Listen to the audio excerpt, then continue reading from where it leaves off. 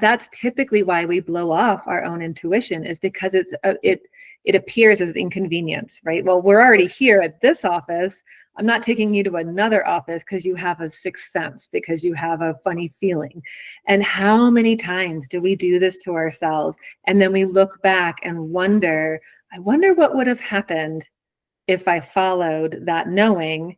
Would I have gotten the speeding ticket? Would I have, forgotten my phone? Would I have, all the things that we end up doing if we had been more present and more willing to listen and get out of that rigidity and expectation of the mind of like, nope, this is what we said we're going to do. And we're going to just keep on going on this path because 3 days ago, I decided this is what Friday was going to look like. Welcome to Imperfect Mommying. Our children are constantly looking to us for examples. The term role model doesn't quite cut it here. We are shaping their worldview with every move we make. You see, it's not in the lectures we give or moments where we are actively attempting to teach them. It's in the micro movements we make, the unconscious ways in which we navigate life. We are constantly teaching our children how to show up for themselves, their friends, their future partners, and even their future children. So what can we do to ensure we are raising thoughtful, compassionate, self-aware human beings? We have to become them ourselves. No one is perfect, but we can still all be better, and it starts with self-healing. Let's get to it.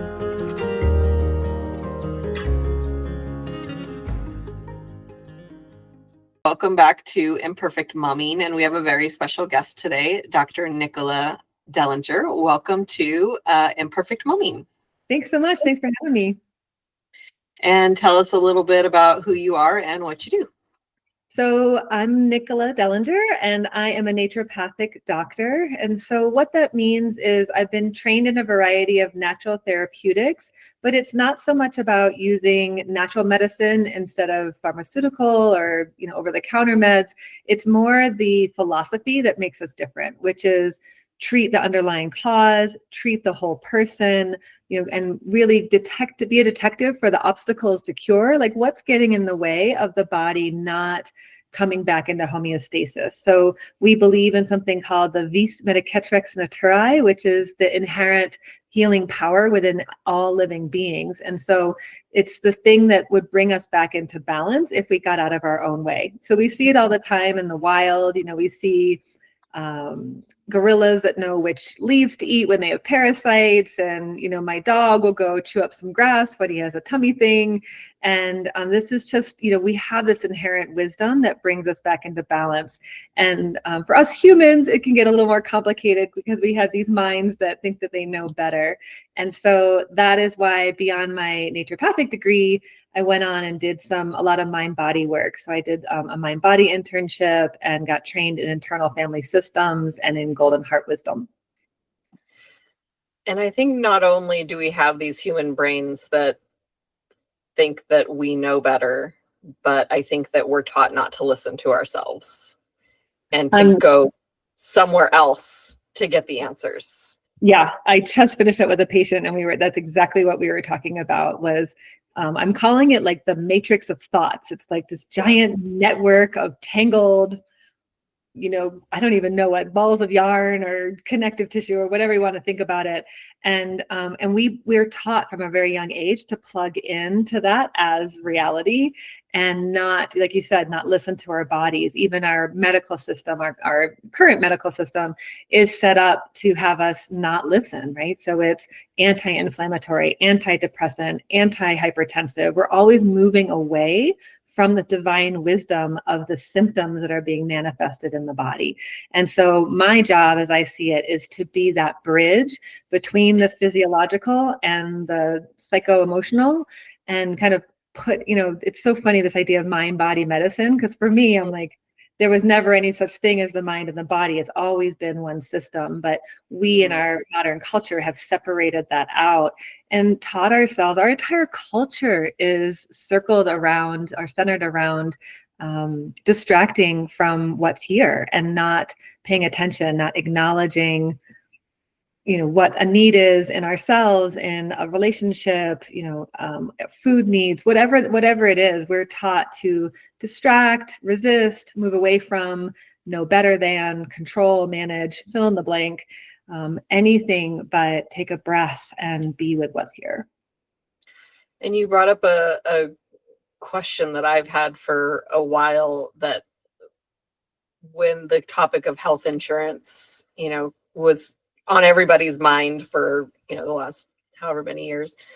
And then dental insurance. And I just started wondering, like, who decided that the teeth aren't part of the body, aren't part of our health?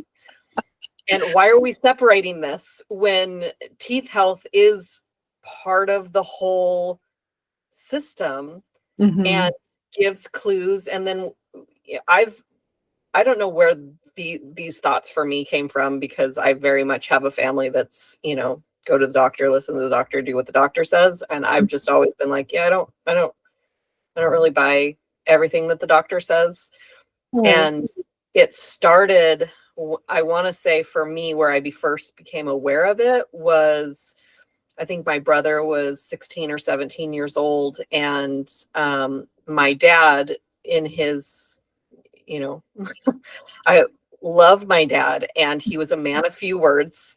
And so he, he's busy or whatever the reason was. But my brother was sick, and I was asking him what's going on. And he said, well, they don't know what's wrong, so they're taking out his appendix.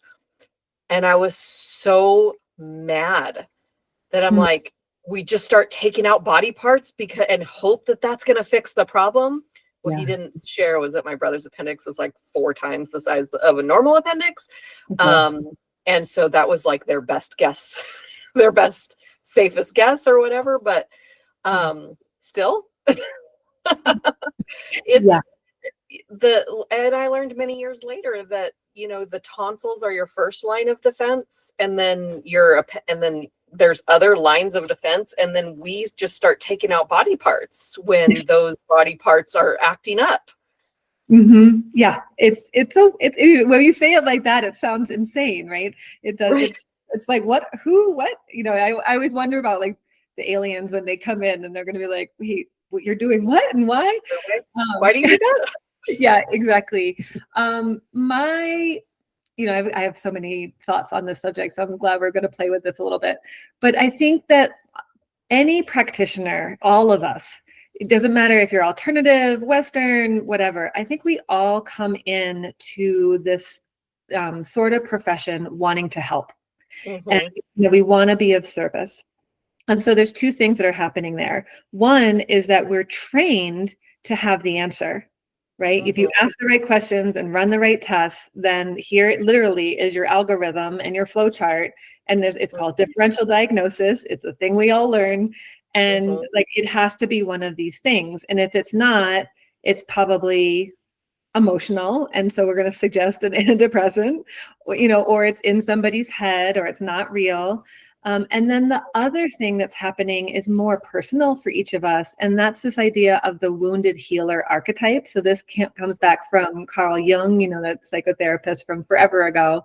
And the archetype is that we, as humans, and these humans who happen to be in the healing profession, didn't get our needs met as a kid. And so we have our own wounds. And so by showing up and taking care of others, we get our needs met.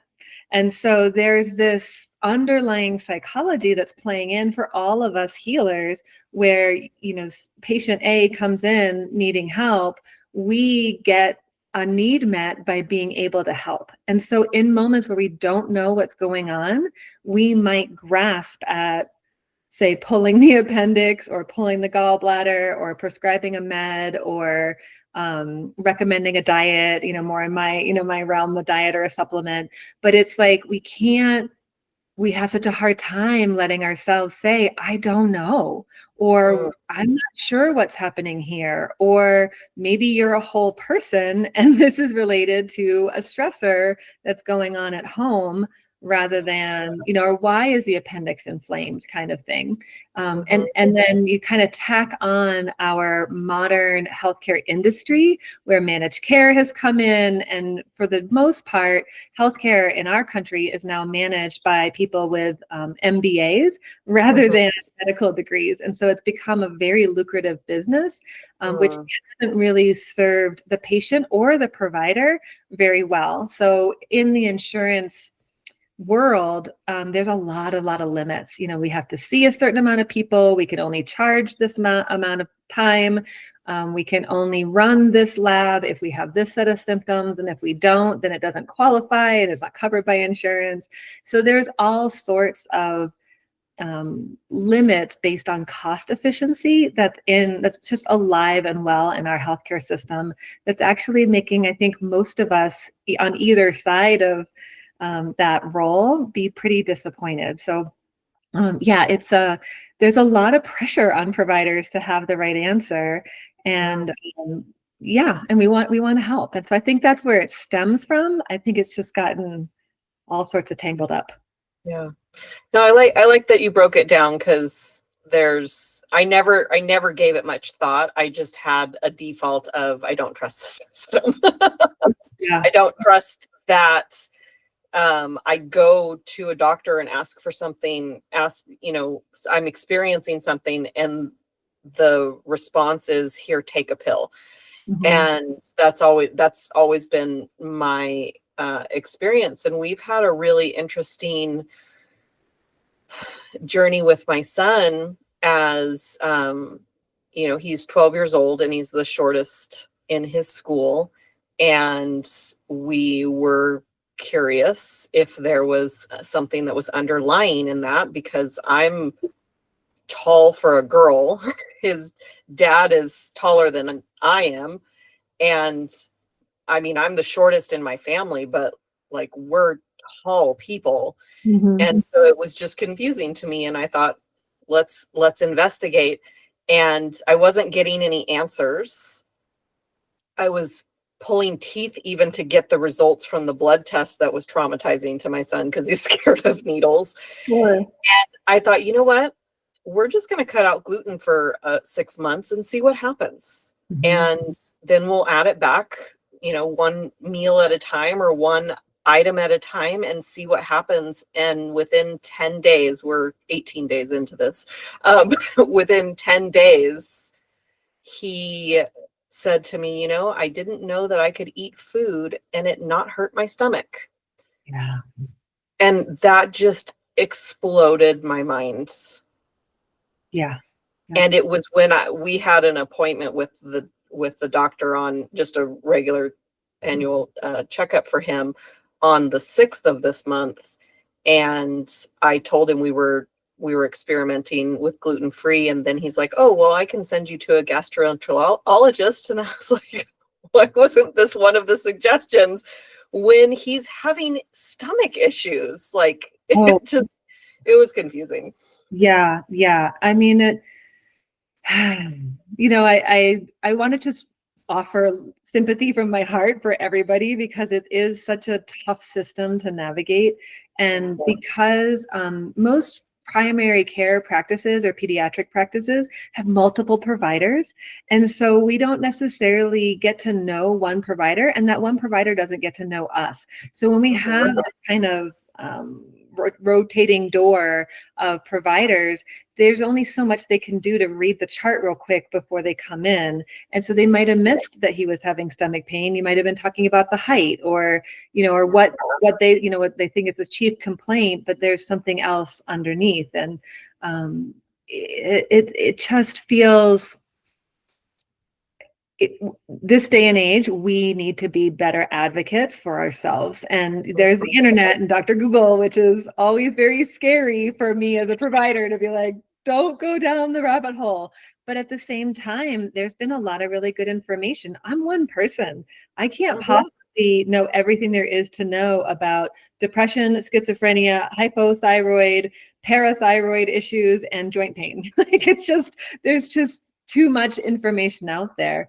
And so, we can really empower ourselves to get curious and then ask for what we need. But I think in the medical realm, a lot of times we don't know what we need. We're afraid to ask for what we need. And it's a very patriarchal system where it's like, I am the provider and I know best. And so a lot of us don't feel empowered to speak up and say, is there nothing else possible? Could I see a different provider? I'm going to wait and see the same provider. And letting the front desk know I only want to see so-and-so. There's some action steps we can take as the client, and that even this word patient is like there's a diminutiveness to that word, because we're really the client. And if we think about any other industry, the client is always right. Customer service is number one, all this sort of stuff. There was a period where we were looking for some sort of intervention. And I was like, well, how much does this cost out of pocket? And they couldn't give me a price. And I'm like, this is the only industry that I know where we were looking for one of those spinal injections, cortisone injections into the spine for back pain. And there was zero. I was like, do you have a ballpark? Does it depend on how many injection sites? I'm sure. But like, are we talking $800, $8,000? Like what? Then they couldn't give me a price quote. And I was like, it took me 3 weeks to find the right person, but I finally got them to give me a price in writing so that I could decide whether or not this is a procedure we could afford or, even wanted to pursue. So it's an interesting industry that seems to kind of be out of the mix of the rest. Yeah. And I don't want it to sound like I think all doctors are crooks, because I don't feel that way, or that they don't know what they're doing, because I don't feel that way. Yeah. And and I wasn't gonna check anything with my son's height. But my stepmom was like, I think you should look into it and just see what they can find out. And so, and his general practitioner has been really good for him. And when we've asked, he's like, I mean, he's growing steadily, so I think he's okay. And I'm like, can we check anyway? And so he was doing things because we asked for more information. Yeah. But there's definitely some flaws in our system. Sure. And I think a big one of them is that we don't look at the body and as a whole entity, and that all of the systems are connected, and that there's, you can have teeth stuff happening because of something else going on in the body. And so we've lost a lot of knowledge, or dismissed a lot of like Eastern medicine.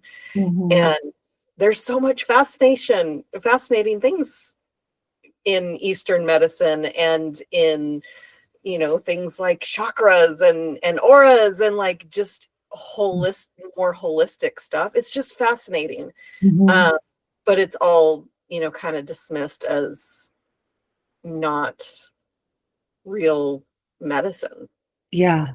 Well, I think it's because we've been evolving as a culture to really only acknowledge and value the mind.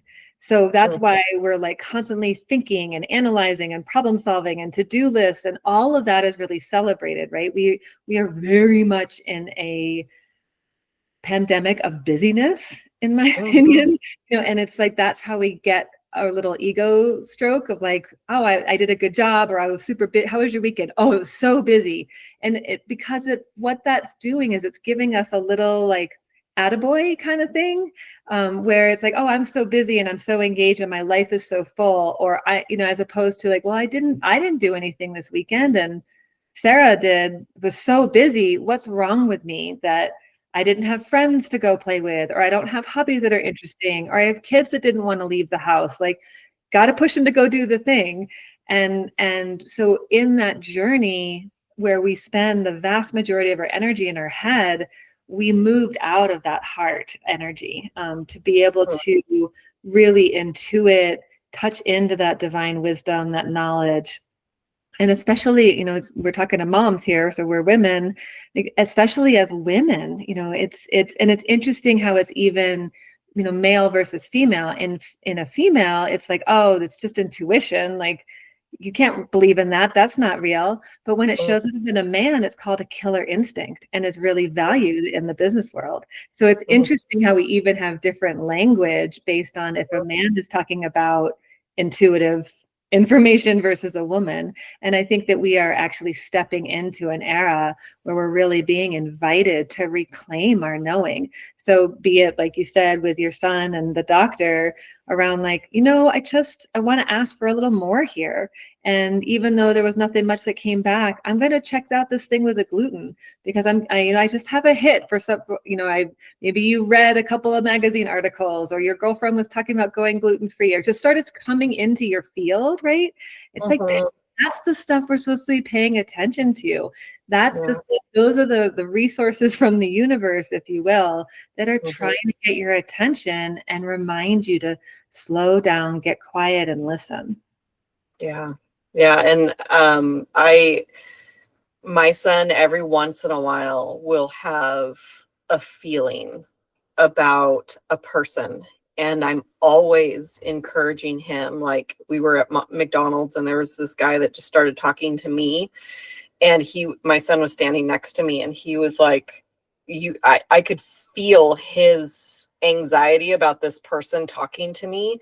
And so we kind of stepped away, and I was like, what's going on? He goes, I don't like that guy. I want to leave immediately. And so I was like, okay, well, let's go. And we left, and he goes, okay, that feeling's gone now. And I was like, I want you to pay attention to that, because that's your intuition. And he had the same feeling when we went to get his blood drawn at the first place. And I dismissed it because I just knew that he's scared of needles. And so I was like, well, we got to do it. So, this place isn't that bad. And then they didn't know how to deal with someone who was terrified, with a kid who was terrified of needles. And so we ended up going to Valley Children's, and we found a nurse or a phlebotomist there that we loved. And we were like, if we ever have to get our blood drawn again, this is where we're going, and this is who we're asking for. And so, and you said, gluten-free coming into my awareness. And I have a friend who's a nurse she's like the nurse counterpart to you, I would say. Right. But she left nursing because it was all about the medicine and not about the whole everything. And she just couldn't wrap her head around it. But I still ask her, I was like, can you look at these results? Because the knowledge is still in the mind, even if it isn't. But I love that. And she explained to me, my son was not excited about going gluten-free, I'll tell you that. But she explained it to me in a way that I could explain it to him, that it's like, if you are allergic to gluten, which I think we all are on a spectrum, there's degrees of it. And that if you are, then all of your body's resources are going towards the inflammation. And we called it like a mosquito bite on the inside of your body. And so your whole body, your resources are going towards that. And so they're not able to do the other things that we want it to do, like grow. The cool explanation. I love that.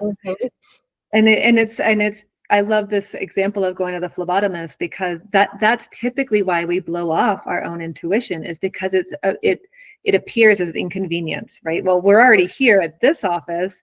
I'm not taking you to another office because you have a sixth sense, because you have a funny feeling. And how many times do we do this to ourselves? And then we look back and I wonder what would have happened if I followed that knowing. Would I have gotten the speeding ticket? Would I have, forgotten my phone? Would I have, all the things that we end up doing if we had been more present and more willing to listen and get out of that rigidity and expectation of the mind of like, nope, this is what we said we're going to do, and we're going to just keep on going on this path because 3 days ago I decided this is what Friday was going to look like. And it's like, wow, we realize how tight we are. And then that can create all sorts of anxiety, stress, overwhelm, because we don't have any fluidity with that plan, or we've worked really, really hard to make a certain outcome happen and it doesn't happen. And then we're disappointed, we're tired, we're overwhelmed, we're sad, we're confused, all of these things, as opposed to just kind of learning how to be more present to what's here. Be it, and I think that's a lot of times the reason that we just want to get rid of the symptom. It's inconvenient. It's getting in the way of us, blah, blah, blah. It's why we drink a pot of coffee when we know it upsets our stomach, but we're still using the coffee because we're not sleeping very well. And who has time to deal with not sleeping very well? Or, especially for us moms, I don't have any time during the day. And now my kid's a little older and they're not going to bed till 9 or 10. I have to stay up till 11 or midnight, or I don't have any time for myself. It's like, okay, that's an option. No judgment. We've all been there. But what about looking at your day-to-day life and saying, why don't I make room for me in a way that feels really nourishing and supporting for my system? And, where is there room? And maybe it's not an hour, maybe it's 10 minutes. Maybe it's, getting to the parking lot for school pickup. And this is what I did yesterday, which is why I'm thinking about it. And I turned off everything and I just sat in my car and closed my eyes for 10 minutes. And I just did some breathing, just breathing into my belly, nothing fancy. I was in the car. My only concern, my son's a freshman in high school. And so I was like, I just don't want him to get upset with me that his friends are going to walk by my car and think I'm weird. But other than that, I was like, you know what? Rather than squeeze one more errand into this 10 minutes, I'm going to go and park the car and breathe. And these are the things that we can start incorporating in a really full schedule, without sacrificing something for ourselves, where we don't exercise, or we stay up too late, or we're drinking too much coffee, or we're drinking too much wine, or we're doing both to, balance the other one at the end of the day. Whatever that is, it's like, these are all really just opportunities to reflect, not to judge or criticize. I know you're doing the best you can. I'm doing the best I can. We all are, literally. But these things that are nagging at us that we know maybe aren't in our highest potential, just one at a time, can you look at them and what's really feeding that choice or behavior? And how else could you maybe look at getting that need met? And that might require changing things up. It might require some things that some people might judge as inconvenient or radical or not possible even. We can just stop ourselves before we even start, because it's like, there's nothing I can do. I'm just stuck. This is just the way it has to be. And I was really want to challenge that point of view around just opening up somewhat. Yeah, I really love the idea of just getting to our location 10 minutes early and just turning everything off and breathing. And I mean, how simple is that? And most of us don't breathe deeply throughout our day. We're very shallow breathers, which I'm sure creates havoc in our body in many different ways that we're not aware of. You might know, but I can share. But it's like how simple that was. And I would imagine that you felt energized afterwards or relaxed, one or the other, whichever one you needed. Yeah, I mean, a little bit of both. And more than anything, I felt more connected to myself. So last night was parent conferences, and I'm no longer married to my son's dad. And so there's always some energy when we have to be with each other. And I just didn't feel any of that going in, because I wasn't harried and I wasn't frenzied, and I had taken a moment to remember who I am and breathe into my belly. And so it's nice, right? So mentally it's relaxing, but physiologically, when we're breathing into our belly, we're stimulating the diaphragm. Well, the diaphragm is innervated by the vagus nerve. The vagus nerve is a big part of our parasympathetic, or rest, digest, and heal, the relaxed part of our nervous system. And so when we breathe into our belly, we stimulate the diaphragm, the vagus nerve goes up to the brain, and with 5 times as many nerve fibers, tells the brain that we're good. We're safe, we're calm, everything's okay. And it has 5 times as many nerve fibers going from the body back to the brain as the brain has going out to the other body to say, we're stressed out, we're not okay, we're late, we're behind, we're not enough.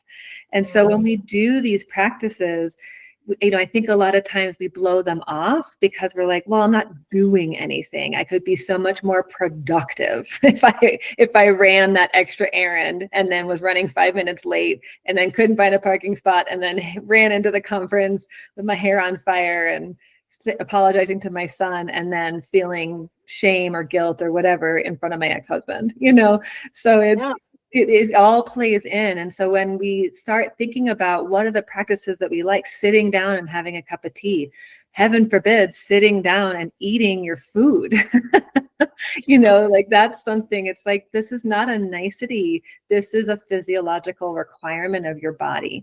And most of the things that we've been blowing off are actually not just supportive mentally, emotionally, but they're really physiologically supportive too. Going for a walk after a meal can help balance blood sugar. All of these things.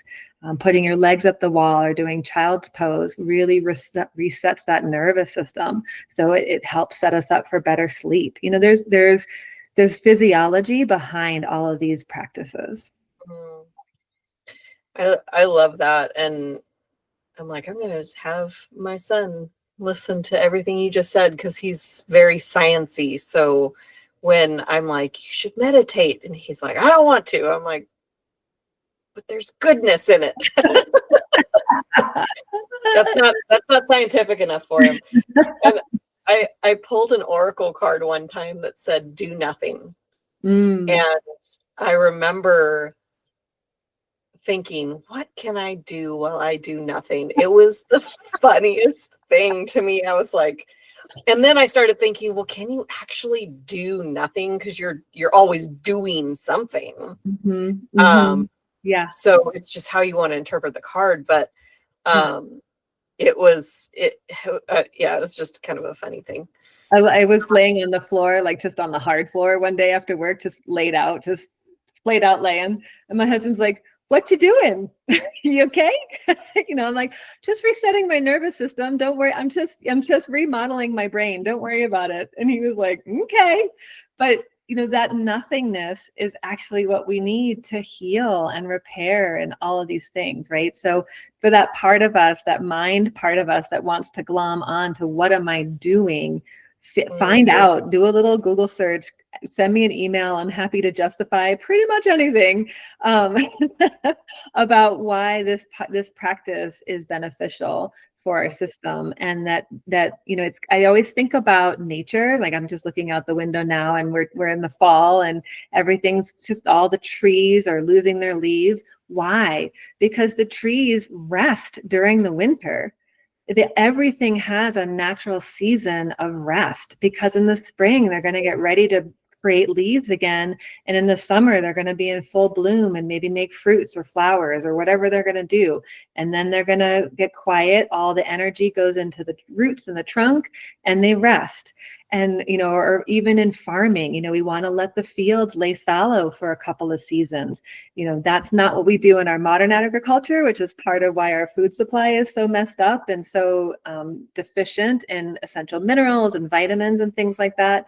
Is because we don't let the soil regenerate. But that's a whole nother conversation. But typically in traditional agriculture, we would not always plow the same fields. We would let them rest fallow. And so in the natural world, their rest is just as important and as honored as the activity. And so I think we can take that cue and remember, like, oh, that is our natural state, to be creative and productive, and then inward and resting, and creative and productive and inward and resting. And there's nothing like our moon cycle to help us remember that. Each week of the month, there's a different energetic that comes with these. So we can play with that as well. This idea of leaving, going out into the red tent and resting during our menses.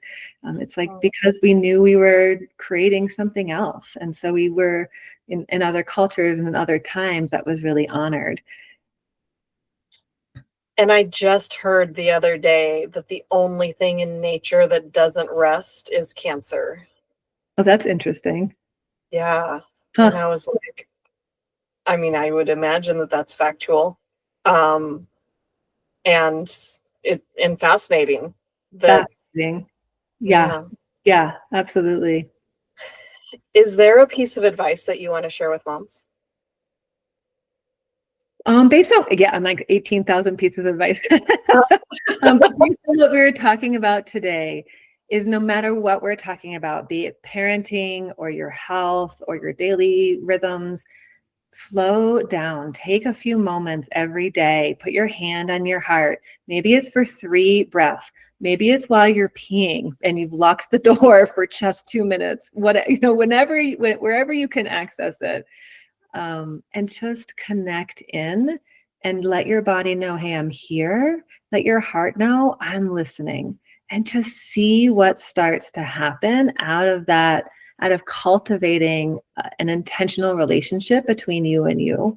And what happens if you choose maybe once to follow that whisper, to follow that voice, and maybe shift gears and go in that direction and let yourself receive and explore what comes out of that. And then that will start building on itself. It's almost like the universe gives us, quote unquote, evidence to support this way of being, which is actually more our natural state. I love that. It's beautiful. I wish I could talk to you forever because you are a wealth of knowledge of all the things that I've been interested in recently. I'm happy to come back anytime. I was just kind of thinking about my my library playlist, because there's the Libby app and that you can get all kinds of books for free, and I listen to everything. And so with the exception of the Game of Thrones, which is what I'm currently listening to, all of my books are about like energy healing. And the last book that I finished was what's it called? The Emotion Code. Oh yeah. And just so fascinating. So it's all consuming to me right now. So like I said, I could talk to you forever. Speaking of books, is there a book that's been instrumental along your journey? Wow, there's been so many, honestly. Oh, one that I would read, that I recommend, would be Untamed by Glennon Doyle. It's a really cool story of Glennon's own self-discovery and her listening to her knowing and leaving her life that she thought she was supposed to be living behind, and then what she was able to co-create once she stepped into who she really is. That's really cool. Yeah. I have heard of that book. I don't think it's in my playlist, but it's gonna get added. And she's funny as get out. Like she really, it's a quick, easy read because she's very personable and very honest and funny. So it's not a heavy self-helper. It's more like a laugh out loud at times and cry because you can feel her pain kind of situation. Yeah. Mm-hmm. It's like Jen Sincero and You Are a Badass. Yep. She is awesome. She's funny. Yeah. She's funny. Yeah. Mm-hmm. Laughter is also a good medicine, right? Always. And it's, there's nerve endings in our soft palate and in our inner ears. So when we laugh, when we chant, when we sing, when we hum, it stimulates that same vagus nerve. So again, we think about all these traditions throughout the world, throughout the ages, laughter, singing, coming together, all of that is actually working on your physiology too. So don't blow off the things that feel good. Make sure you move it more and more in that direction and free yourself from the BS of the mind that says obligation first. It's just, it's going to take you nowhere that you want to go. Thank you for that other piece of advice. I know. I told you I was going to talk for hours. Where can our listeners find you? My website is puravidahealthcare.com. And I will share with you a link for a free gift. I've got an ebook called Understanding Your Inner Critic. And then I also have a group on Facebook called Connectivity. So that's a great way to connect with me. And I'm live there every Tuesday. So, and then Instagram is Dr. Nicola ND. It looks like Dr. Nico Land is what it looks like. But I love to connect. I'd love to hear from you all. And I love, love, love talking and teaching and connecting with people that have expansive questions and having conversations. So I'd love to hear from you all. Awesome. So we will have another episode of Imperfect Momming for you all next week. And until we meet again, keep healing. Bye, guys. Thank you for tuning in to Imperfect Momming. It's time for us to step up and realize that our power is not in trying to shape our children. Our power lies in shaping ourselves into the people we want our children to model themselves after. Don't just do it for your kids. Do it for yourself. When you become a more self-aware, compassionate, and confident person, you and everyone around you benefit. For more information about me and my work, visit AliciaLyons.com. That's ALYSIALYONS.com. See you next time.